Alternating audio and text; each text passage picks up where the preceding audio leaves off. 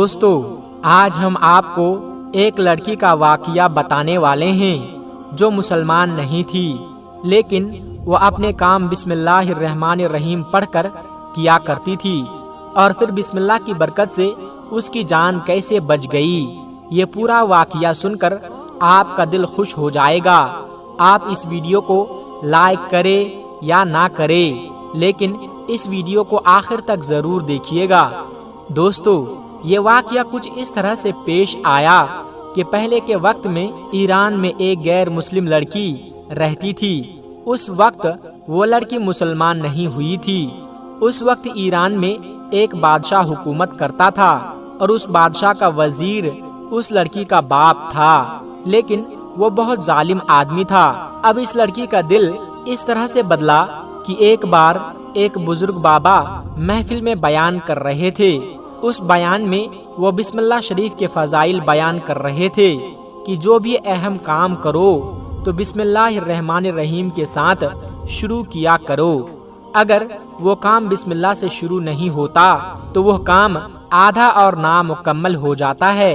اور ساتھ ہی ساتھ انہوں نے یہ بھی کہا کہ ہر نیک اور جائز کام میں بسم اللہ الرحمن الرحیم پڑھ کر شروع کرنا چاہیے۔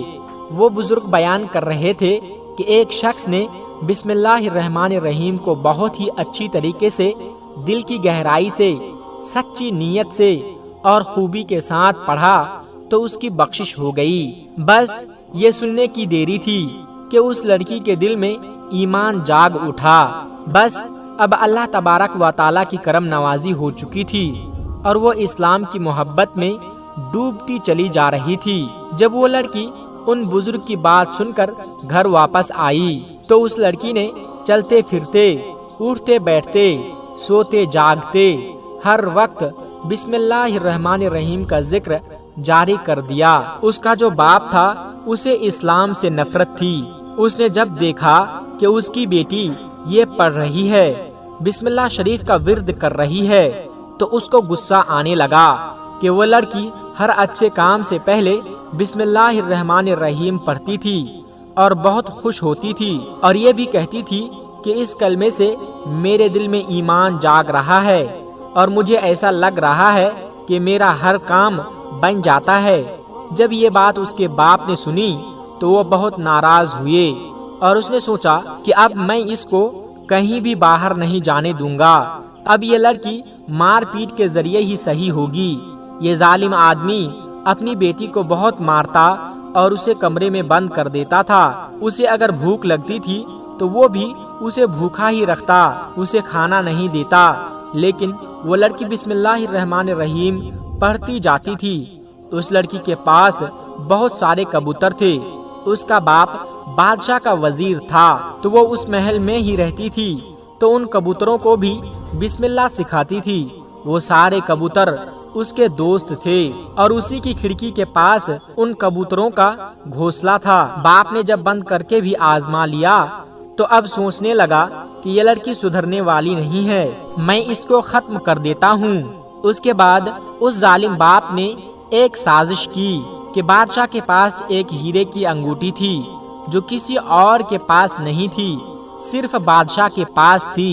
بادشاہ اس انگوٹھی کو بہت سنبھل کر رکھتا تھا، اور جان سے بھی زیادہ وہ انگوٹھی بادشاہ کو عزیز تھی۔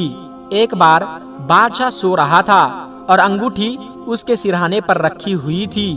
یہ وزیر یعنی اس لڑکی کا باپ چپکے کمرے میں آیا اور وہ انگوٹھی اٹھا کر وہاں سے چلا گیا۔ لڑکی کو دیتا تو لڑکی بادشاہ کو بتا سکتی تھی کہ یہ انگوٹھی میرے باپ نے مجھے دی تھی۔ اب اس نے سوچا کہ میں کیا کروں۔ اگلے دن وہ بیٹی کے کمرے میں آیا۔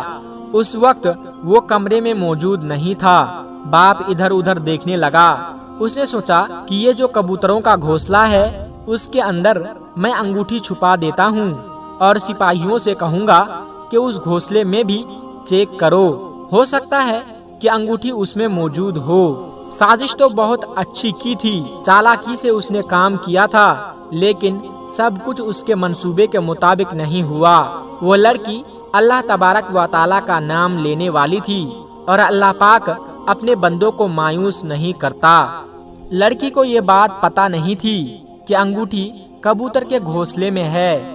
بادشاہ نے جب دیکھا کہ اس کی انگوٹھی نہیں ہے تو وہ غصے سے پاگل ہو گیا اور اپنے سپاہیوں کو بلوایا اور کہا کہ جس کسی نے بھی میری انگوٹھی چرائی ہے فوراً اس کا نام مجھے لا کر دو، اس شخص کو پکڑ لاؤ، میں اس کا سر خود قلم کر دوں گا۔ وزیر تو اسی موقع کی طاق میں تھا، وہ کہنے لگا کہ جان کی امان پاؤں تو میں عرض کرنا چاہتا ہوں آپ باہر کے لوگوں کو کیوں دیکھ رہے ہیں؟ آپ کو سب سے پہلے اس محل میں تلاشی شروع کرنی چاہیے۔ تو بادشاہ کہنے لگا کہ کیا تمہیں کسی پر شک ہے؟ تو اس نے کہا کہ نہیں، شک تو نہیں ہے، لیکن اصول کی بات ہے کہ پہلے ہمیں اپنے محل میں ہی ڈھونڈنا چاہیے، کیونکہ اکثر لوگ محل کے ہی غدار ہوتے ہیں۔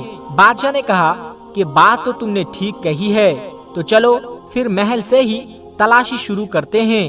چل کے تلاشی شروع کر دی۔ جب سپاہی وزیر کے بیٹی کے کمرے میں پہنچے تو انگوٹھی نہیں ملی۔ وزیر نے کہا کہ اس گھونسلے میں بھی دیکھو، لیکن انہیں وہاں بھی انگوٹھی نہیں ملی۔ سپاہی تو سوچ نہیں سکتے تھے کہ ایک باپ اپنی بیٹی کا اتنا بڑا دشمن کیسے ہو سکتا ہے کہ بادشاہ کے ذریعے سے اس کو قتل کروانا چاہتا ہے۔ سپاہیوں نے جب گھونسلے میں بھی تلاشی لی تو انگوٹھی موجود نہیں تھی۔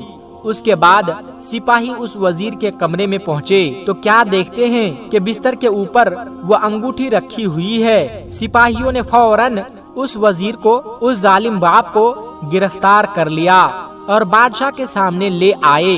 بادشاہ نے کہا کہ تو چور ہے، تو اتنے دنوں سے غداری کر رہا تھا، اب میں تجھے معاف نہیں کروں گا۔ بادشاہ نے تلوار اٹھائی اور ایک جھٹکے میں اس کا سر اس کے جسم سے جدا کر دیا۔ تمام درباری دیکھ رہے تھے، یہاں تک کہ وہ لڑکی بھی دیکھ رہی تھی۔ یہ منظر دیکھ کر وہ لڑکی بھی رونے لگی۔ اس کو پتا بھی نہیں تھا کہ اس کا باپ اس کا کتنا بڑا دشمن تھا۔ دوستو، اب میں آپ کو بتاتا ہوں کہ وہ انگوٹھی باپ کے کمرے میں کیسے پہنچی۔ جیسا کہ میں نے آپ کو بتایا کہ وہ لڑکی ان کبوتروں کو بسم اللہ سکھاتی تھی۔ جب اس کا ظالم باپ انگوٹھی رکھنے آیا تو کبوتر اللہ پاک کی قدرت سے یہ بات سمجھ رہے تھے، اور وہ کبوتر جس کے گھونسلے میں وہ انگوٹھی موجود تھی وہ اڑنے لگا۔ جب وہ اڑنے لگا تو انگوٹھی اس کے پیروں میں پھنس گئی اور وہ اڑ کر ظالم باپ کے کمرے میں آیا اور انگوٹھی اسی کے بستر پر گرا دی اور واپس کمرے میں آ گیا۔ اس طرح وہ لڑکی بچ گئی۔ بسم اللہ کی برکت پر لڑکی نے سوچا کہ میں نے جو ان بزرگ کی بات سنی تھی، جو انہوں نے کہا تھا کہ بسم اللہ کی برکت سے ہر بگڑے کام بن جاتے ہیں، مشکلات حل ہو جاتے ہیں، تو اب اس لڑکی نے یہ بات آزمائی تھی۔ اس کے بعد وہ لڑکی مسلمان ہو گئی۔ سبحان اللہ۔ دوستو، ملتے ہیں پھر ایک نئی ویڈیو کے ساتھ، تب تک اپنا اور اپنوں کا بہت زیادہ خیال رکھیے گا۔ خدا حافظ۔ السلام علیکم ورحمۃ اللہ وبرکاتہ۔